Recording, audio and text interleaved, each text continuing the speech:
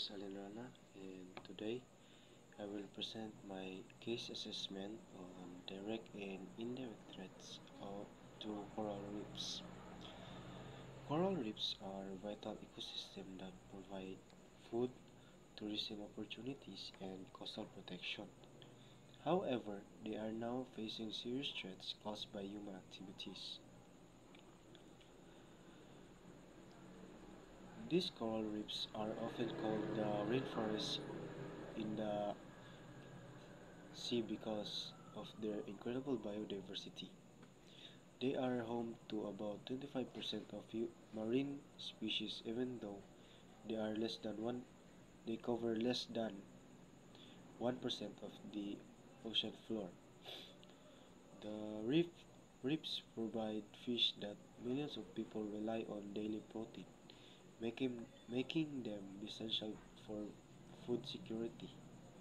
They also act as natural barriers, reducing the power of wave and protecting coastlines from erosions, typhoons, and storm surges. And economically, coral reefs generate billions of dollars globally through tourism and fisheries. And without reefs, marine life would decline, the communities would lose income, and coastal areas would become more vulnerable to disasters. And now let's talk about the direct threat in coastal reefs. My first case is about the blast fishing in the Philippines. This practice has been reported in many coastal provinces, uh, especially in areas with weak enforcement. Fishermen use dynamite or homemade explosives to stun and kill fish instantly. To for them to easier and easier to collect the dead fish. While it provides a fast harvest, it destroys coral structures that take hundreds of years to grow. Each blast can create a crater of dead reef, leaving nothing but rubble behind. This is why blast fishing is considered one of the most destructive human activities, directly to directly to harming coral reefs. The impact of blast fishing are severe and long-lasting. Well, first, the explosion shatters corals beyond recovery, meaning that this area may never fully regenerate. And second is fish habitat loss, leading to sharp decline in fish populations. And study shows that I mean reef areas affected by blast fishing often become barren within a just few years. The third is biodiversity decreases.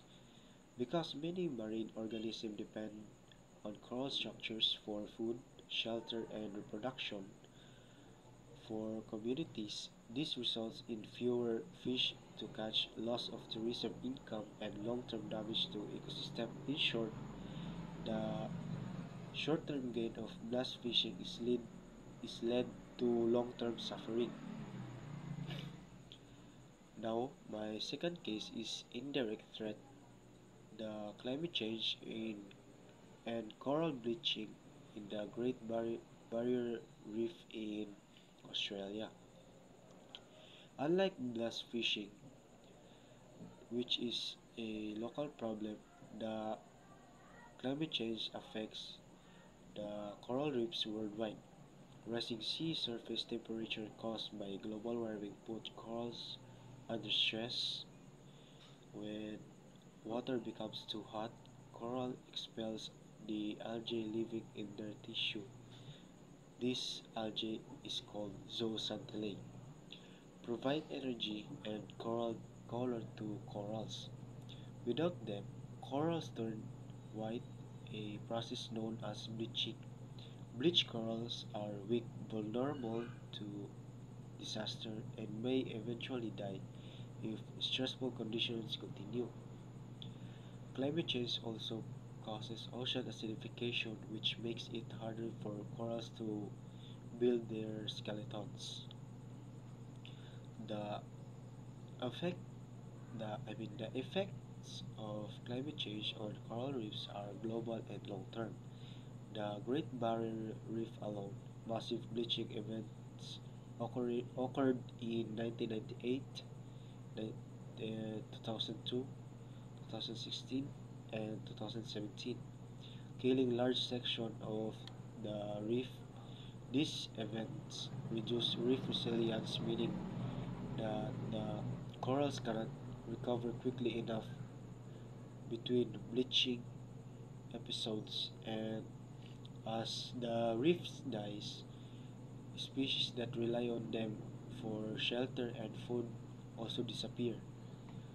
For people, this means reduced fish catch, loss for job in reef base, and less natural protection from waves and storms. The direct the indirect threat of climate change is especially dangerous because it is widespread and difficult to control at the local level. And now, let's talk about the. I mean, uh, let's compare the two threats: the blast fishing and the climate change. The blast fishing is localized, meaning it occurs in certain communities or fishing grounds. It is also acute because the destruction is immediate the moment a bomb goes off. The corals are destroyed instantly, while the climate change, on the other hand, is widespread and global, affecting reefs in nearly every part of the world. It is also chronic because it happens slowly but continuously, worsening over decades. The both threats are highly damaging. One destroys reef right away, and the other one weakens them over time.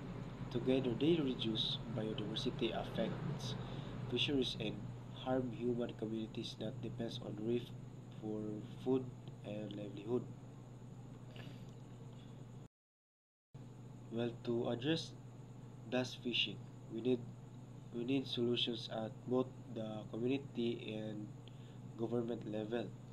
First, strong law enforcement is necessary to stop illegal fishing activities and punish offenders.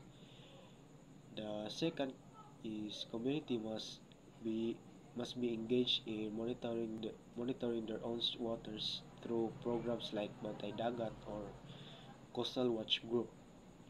The third is alternative livelihoods such as aquaculture, seaweed farming, and ecotourism that should be provided so that the fishermen are not forced to rely on destructive methods. And finally, the education and awareness campaigns are important to teach people about the long-term uh, long-term value of reefs compared to the short-term profits of blast fishing. For the climate change, the solutions are broader and require global cooperation rather. The first step is reducing greenhouse gas emission by shifting to renewable energy like solar and wind, and cutting down of fossil fuel use. At the local level, governments and organizations can be established more marine protected areas where reefs are safeguarded from other human pressures, giving them a chance to recover. The coral restoration projects such as coral gardening and artificial reefs can help bring damaged areas back to life. And lastly, the Awareness and participation from individuals are also vital. Small actions like reducing carbon footprint, supporting conservation program, and spreading information can contribute to the bigger fight against climate change. In conclusion, the coral reefs are not only beautiful ecosystems but also vital resources for people and nature. The direct threat of blast fishing shows how destructive practices can wipe out reefs instantly, while the indirect threat of climate change reveals how global issue can slowly weaken coral ecosystem over time. Both threats remind us that coral reef conservation is not just an environment issue but also a socio-economic one. Protecting coral reefs today means securing food, livelihood, and coastal protection for future generations. Together, through law enforcement, education, restoration, and global action against climate change, we can ensure that coral reefs continue to thrive and will keep surviving. Thank you.